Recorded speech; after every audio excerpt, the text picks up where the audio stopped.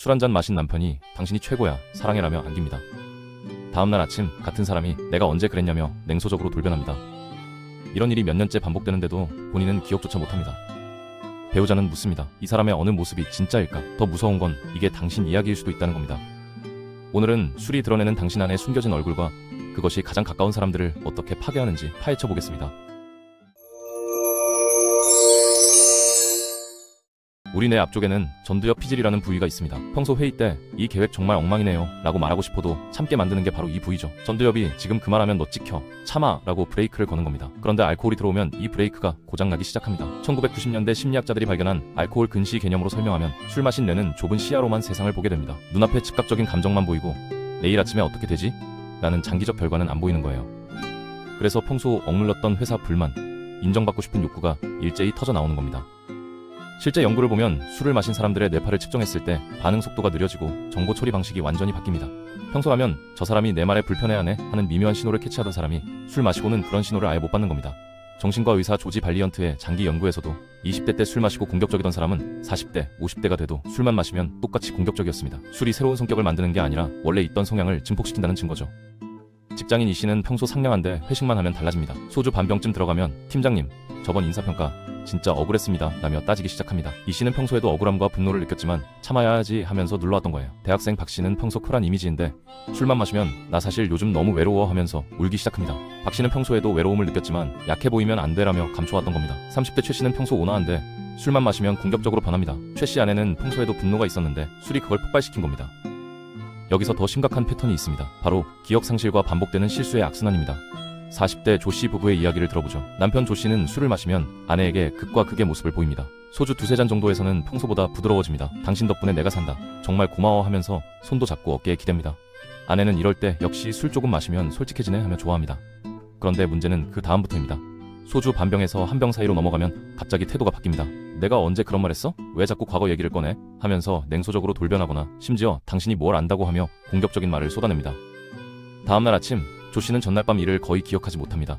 아내가 어젯밤에 당신이 한 말 기억해? 라고 물으면 무슨 소리야? 내가 뭐 어땠는데? 하면서 진심으로 모르는 표정을 짓습니다. 심지어 당신이 뭘 안다고 라고 했던 말을 상기시키면 내가 그런 말을 했을 리 없는데 당신이 잘못 들은 거 아니야? 하며 되레 아내를 의심합니다. 이 패턴이 몇 년째 반복됩니다. 아내는 매번 미안해. 술 먹으면 내가 왜 그러는지 모르겠어. 다음부터 정말 조심할게. 라는 사과를 받습니다. 그런데 2주 후 또 똑같은 일이 벌어집니다.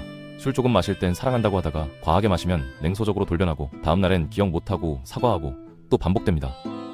아내는 점점 지쳐갑니다. 이 사람 진짜 마음이 뭘까? 술 마셨을 때 하는 사랑한다는 말이 진짜일까? 아니면 냉소적으로 돌변한 게 진짜일까? 더 혼란스러운 건 조 씨가 술을 끊지 못한다는 겁니다. 아내가 술 좀 끊어보자고 제안하면 나는 알코올 중독자 아니야. 그냥 가끔 실수하는 거지. 하면서 방어적으로 나옵니다. 이 사례를 심리학적으로 분석해보면 조 씨에게는 세 가지 자아 상태가 공존합니다. 첫 번째는 술 안 마셨을 때인데 이때는 철저히 통제합니다. 직장 스트레스, 아내에 대한 미안함과 고마움, 자신의 무능력에 대한 자괴감 같은 복잡한 감정들을 꾹꾹 눌러 담습니다. 평소 무덤덤해 보이는 건 감정이 없어서가 아니라 감정을 드러내는 걸 두려워하기 때문입니다. 두 번째는 적당히 마셨을 때입니다. 이때 전두엽의 억제 기능이 살짝 풀리면서 평소 억눌렀던 애정과 감사가 튀어나옵니다. 사랑한다, 고맙다는 말은 거짓이 아닙니다. 진심입니다. 다만 평소엔 남자답지 못하다, 약해 보인다는 이유로 표현 못했던 거예요. 술이 그 허가증을 준 겁니다. 세 번째는 과하게 마셨을 때입니다. 이 단계에서는 뇌 통제 시스템이 거의 무너집니다. 그러면서 더 깊은 곳에 숨어있던 부정적 감정들이 폭발합니다. 자신에 대한 분노, 아내에게 의존하는 것에 대한 자괴감, 나는 남편으로서 무능하다는 수치심, 해결되지 않은 과거의 트라우마 같은 게 냉소와 공격성으로 나타나는 겁니다. 당신이 뭘 안다고 라는 말 속에는 나는 나 자신도 이해 못하는데 당신이 어떻게 나를 이해할 수 있겠어? 라는 무력감이 숨어 있습니다. 다음날 아침, 기억이 안 나는 이유는 단순히 블랙아웃 때문만은 아닙니다. 심리학에서는 이를 해리성 기억 상실이라고도 부르는데 너무 고통스럽거나 수치스러운 기억을 뇌가 의도적으로 차단하는 방어 기제일 수 있습니다. 조 씨는 무의식적으로 그 순간에 나는 내가 아니었어 라고 부정하고 싶은 거예요. 왜 술을 끊지 못할까요? 하나는 술이 주는 일시적 해방감입니다. 평소 억눌렀던 감정을 표현할 수 있는 유일한 통로가 술이라고 무의식적으로 믿는 겁니다. 술 없이는 사랑한다는 말도 못하는 나를 인정하기 싫은 거죠. 또 하나는 자기 기만입니다. 나는 알코올 중독자 아니야 라는 말 속에는 내 문제는 술이 아니라 그냥 가끔의 실수일 뿐이야 라는 부정이 깔려 있습니다. 비슷한 사례가 또 있습니다. 20대 연인 사이인 윤 씨와 한 씨입니다. 남자친구 윤 씨는 술 안 마셨을 때는 다정한데 소주 서너 잔 마시면 갑자기 과거 여자친구 얘기를 꺼냅니다. 전 여친은 이랬는데 너는 전 여친보다 못한 것 같아 같은 말을 던집니다. 여자친구 한 씨가 울면서 왜 그런 말을 해? 라고 따지면 윤 씨는 농담이잖아 하며 웃습니다. 더 마시면 너 왜 자꾸 나한테 집착해? 좀 답답해하면서 밀어냅니다. 다음날 한씨가 어제 네가 한 말 때문에 상처받았어 라고 하면 윤씨는 내가 그런 말 했어? 기억 안 나는데 미안해 라고 사과합니다.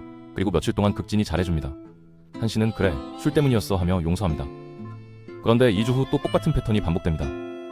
윤씨의 심리를 파헤쳐보면 그는 관계에 대한 깊은 불안을 가지고 있습니다. 전 여자친구와의 관계가 트라우마로 남아있고 또 버림받으면 어떡하지 라는 두려움이 있습니다. 평소엔 그 불안을 숨기고 완벽한 남자친구를 연기합니다. 그런데 술을 마시면 그 불안이 방어 기제로 작동합니다. 먼저 상대를 밀어내는 거예요. 내가 먼저 거리를 두면 버림받지 않을 거야 라는 무의식적 전략입니다. 전 여자친구 얘기를 꺼내는 것도 나는 언제든 다른 선택지가 있어 라는 걸 과시하려는 방어입니다. 다음날 기억 못하는 건 그 순간에 자신이 너무 비겁하고 약하게 느껴져서 내가 차단하는 겁니다. 사과하고 잘해주는 건 진심일까요? 반은 진심이고 반은 죄책감입니다. 내가 또 망쳤구나 라는 자책과 이번엔 정말 잘해서 관계를 지켜야지라는 다짐이 섞여 있습니다. 이런 사람들의 공통점이 뭘까요? 술을 통해서만 자신의 진짜 감정에 접근할 수 있다고 믿는다는 겁니다. 조씨는 사랑한다는 말을, 윤씨는 나는 불안해라는 감정을 평소엔 표현 못합니다. 술이 일시적 허가증을 주지만 과하게 마시면 통제를 잃고 과거의 상처와 부정적 감정까지 쏟아집니다. 다음날 기억 못하면서 내가 그랬어? 라며 부정하는 건 그 모습을 자일부러 받아들이기 싫기 때문입니다. 반복되는 사과는 진심일 수도 있지만 변화로 이어지지 않는다면 그건 책임 회피의 또 다른 형태입니다. 주변 사람들은 어떻게 느낄까요? 조씨의 아내와 윤씨의 여자친구는 점점 혼란스러워집니다. 이 사람의 어느 모습이 진짜일까? 술 마시고 사랑한다던 말, 냉소적으로 돌변한 모습, 깨어서 무덤덤한 태도, 사과하며 극진히 대하는 모습. 이 모든 게 다 진짜일 수 있습니다.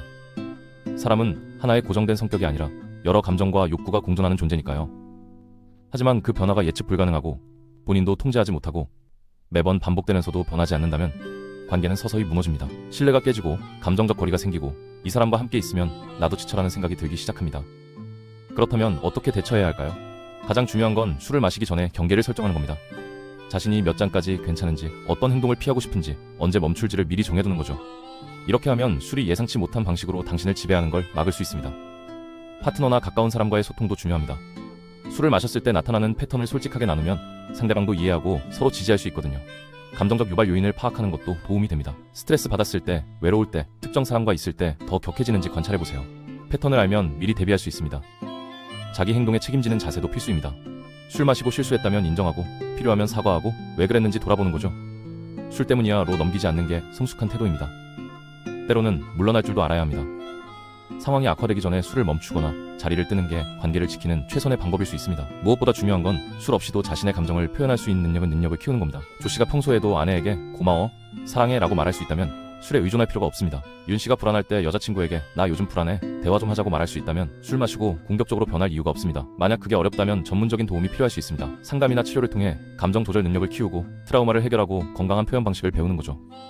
결론적으로 술은 거울입니다. 새로운 사람을 만들어내지 않고 원래 그들 안에 있던 모습을 드러낼 뿐이죠. 이걸 이해하면 우리는 더 나은 선택을 할 수 있습니다. 나는 술 마시면 왜 이럴까? 대신 나는 평소에 무엇을 억누르고 있을까를 물을 수 있게 됩니다. 다음번 술잔을 들 때 술이 당신을 바꾸는 게 아니라 당신 안에 무언가를 드러낸다는 걸 기억하세요.